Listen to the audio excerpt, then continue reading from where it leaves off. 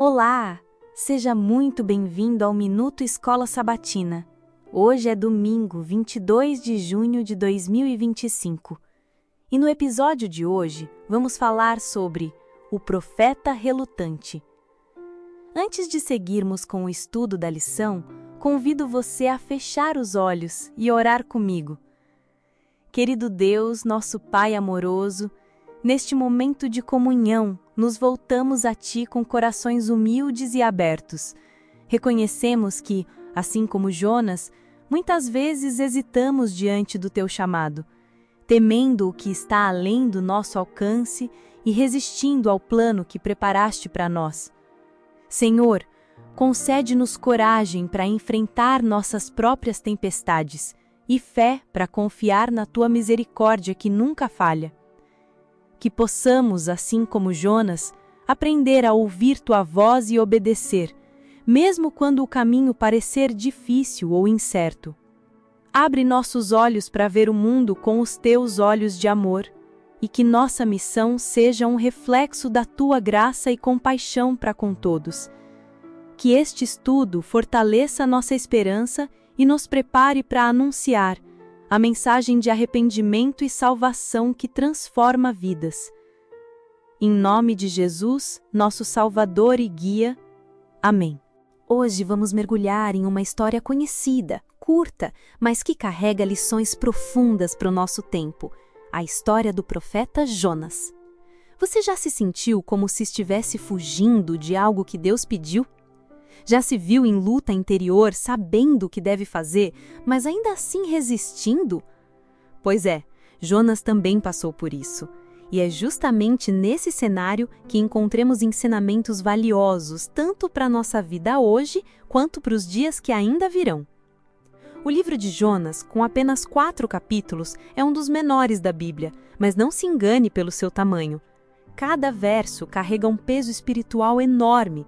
A narrativa não é apenas sobre um homem engolido por um grande peixe. É sobre a luta entre a vontade de Deus e a resistência humana. Jonas era profeta. Ele conhecia a voz de Deus. Mas mesmo assim, quando o Senhor o chamou para ir a Nínive, ele fugiu. Por quê? Porque Nínive era inimiga de Israel. Porque Jonas não queria ver aqueles pagãos sendo alcançados pela misericórdia divina. E aqui, começamos a nos ver nesse espelho. Quantas vezes deixamos de atender a um chamado porque achamos que aquela pessoa não merece ouvir? Quantas vezes julgamos em vez de amar? Fugimos, nos escondemos e, como Jonas, acabamos em tempestades que poderiam ser evitadas. Mas Deus nunca desiste. Ele persiste, Ele alcança, Ele transforma. E mesmo no ventre do peixe, Jonas encontrou graça. E quando pregou, por fim, a cidade inteira se arrependeu. Um milagre, um reavivamento coletivo. Mas veja que curioso, a história termina com Jonas reclamando. Reclamando porque Deus teve compaixão. E aqui vemos o quanto nosso coração precisa ser moldado. Mesmo quando somos instrumentos, ainda precisamos da misericórdia do oleiro. Sabe, irmãos, essa história também aponta para o tempo do fim. Assim como Jonas foi enviado a uma cidade prestes a ser julgada, Deus também tem enviado um povo com uma mensagem de advertência, mas também de esperança. O chamado continua: ir, anunciar, amar. E assim como em Nínive, muitos ainda podem se arrepender. Ouça Mateus, capítulo 12, versos 38 a 42. Então alguns dos fariseus e mestres da lei lhe disseram: Mestre, queremos ver um sinal miraculoso feito por ti. Ele respondeu: Uma geração perversa e adúltera pede um sinal miraculoso, mas nenhum sinal lhe será dado, exceto o sinal do profeta Jonas. Pois assim como Jonas esteve 3 dias e 3 noites no ventre de um grande peixe, assim o Filho do Homem ficará 3 dias e 3 noites no coração da terra. Os homens de Nínive se levantarão no juízo com esta geração e a condenarão, pois eles se arrependeram com a pregação de Jonas, e agora está aqui o que é maior do que Jonas.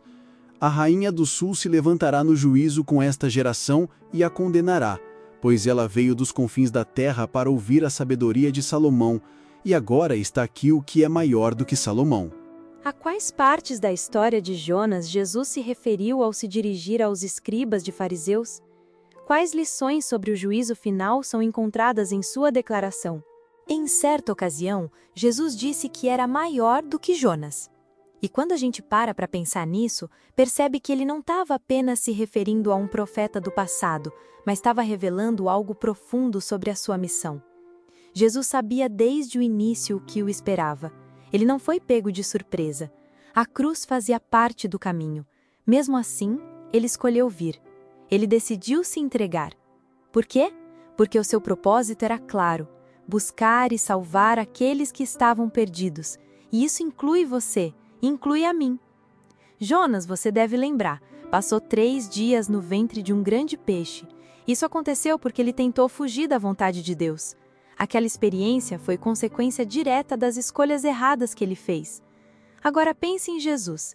Ele também passou 3 dias, mas no coração da terra, no silêncio de um túmulo. Só que ele não estava ali por causa dos próprios erros. Ele estava ali por causa dos nossos. Vamos olhar um pouco mais para Jonas. Mas, antes de julgá-lo, vamos tentar enxergar pelas lentes humanas o que ele enfrentou. Imagine só. Deus lhe pede para ir a Nínive, a capital de um império conhecido pela brutalidade. Os assírios não eram apenas opressores, eles eram temidos por sua crueldade. Seus murais antigos revelam cenas perturbadoras de violência. Povos inteiros eram subjugados com uma brutalidade difícil até de descrever. Agora pense. Você aceitaria com facilidade a missão de anunciar arrependimento num lugar como esse? Jonas hesitou, e, sinceramente, é compreensível. Pregar em um ambiente hostil, onde a violência fazia parte do cotidiano, era algo que exigia mais do que coragem humana. Vamos imaginar juntos aquele momento marcante na história de Jonas. Quando perguntaram quem ele era, sua resposta foi clara e cheia de fé. Eu sou hebreu e temo ao Senhor, o Deus do céu, que fez o mar e a terra. Essa afirmação, simples e poderosa, nos lembra diretamente da mensagem do primeiro anjo em Apocalipse capítulo 14, verso 7, que nos chama a adorar aquele que criou os céus, a terra, o mar e as fontes das águas. Percebe a conexão? Jonas não estava apenas se identificando, ele estava exaltando o Criador.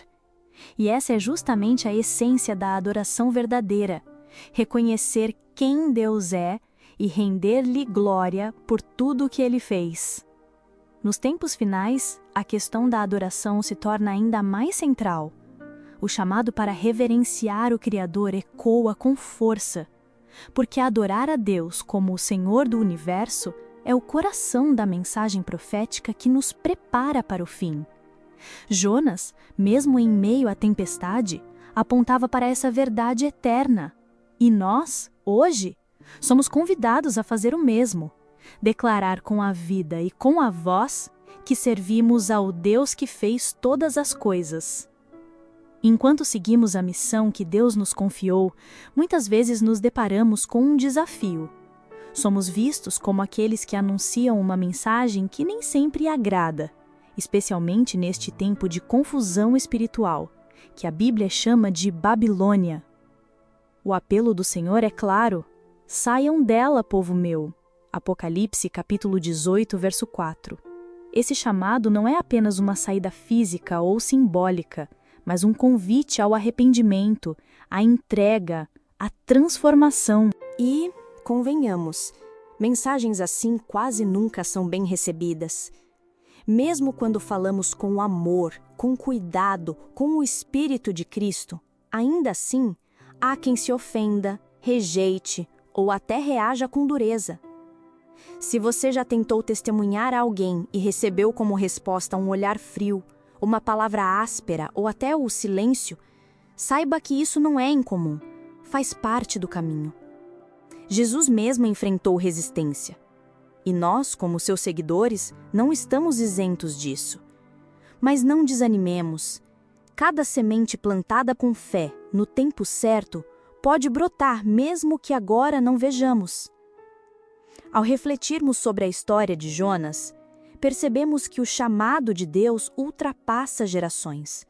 Assim como Jonas foi enviado a Nínive, uma cidade marcada por sua maldade, hoje também somos chamados para uma missão urgente e desafiadora. O mundo precisa ouvir a voz dos mensageiros que proclamam o caráter e os propósitos do verdadeiro Deus, especialmente em tempos tão complexos como os nossos. E é justamente aqui que encontramos a relevância da lição que Ellen White nos oferece em seu livro Profetas e Reis, páginas 161 e 162. Ela nos lembra que, abre aspas, a lição é para os mensageiros de Deus hoje, quando as cidades das nações estão com tanta necessidade de conhecer os atributos e propósitos do verdadeiro Deus como os ninivitas do passado. Os embaixadores de Cristo devem mostrar para as pessoas um mundo mais nobre, que tem sido em grande parte perdido de vista.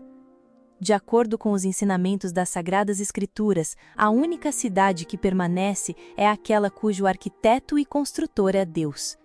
Com os olhos da fé, os seres humanos podem contemplar o limiar do céu iluminado com a glória do Deus vivo.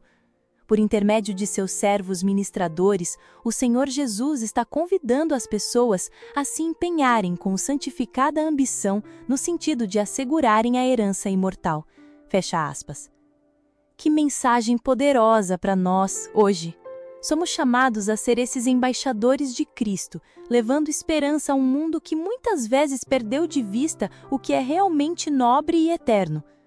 E ao contemplarmos essa missão, somos convidados a olhar com fé para o céu, para aquele lugar preparado pelo próprio Deus para aqueles que o amam e o seguem.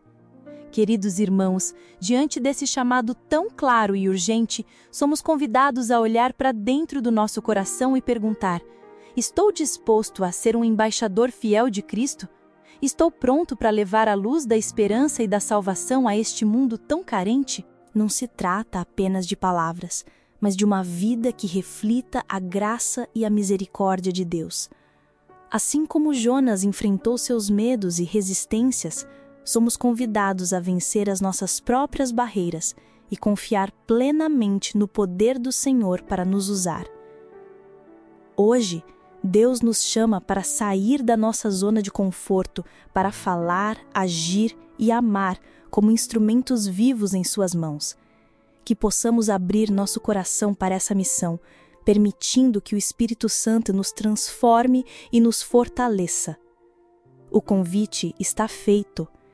Que a paz e a força do nosso Deus estejam conosco enquanto caminhamos nesta jornada, sempre firmes na fé, anunciando o amor que salva e restaura. Amém. Vamos orar. Senhor nosso Deus, agradecemos por Tua palavra que nos guia e fortalece. Reconhecemos que, assim como Jonas, às vezes hesitamos em cumprir o Teu chamado, mas confiamos que Tu és paciente e cheio de misericórdia. Hoje entregamos nossos medos, nossas resistências e dúvidas, pedindo que Tu nos uses como instrumentos fiéis do Teu amor e da Tua verdade. Que o Teu Espírito Santo nos dê coragem para anunciar a esperança, para amar sem medidas e para viver de acordo com a Tua vontade. Fortalece-nos na missão que nos confiaste, para que sejamos luz neste mundo, reflexo da Tua graça que transforma vidas. Em nome de Jesus, nosso Salvador e Guia. Amém. Obrigado por nos acompanhar em mais um episódio do Minuto Escola Sabatina. No próximo encontro, vamos explorar o tema Obra de Arrependimento. Reserve um momento especial para ouvir e refletir. Que Deus abençoe você grandemente. Até o próximo episódio. Maranata, o Senhor logo vem.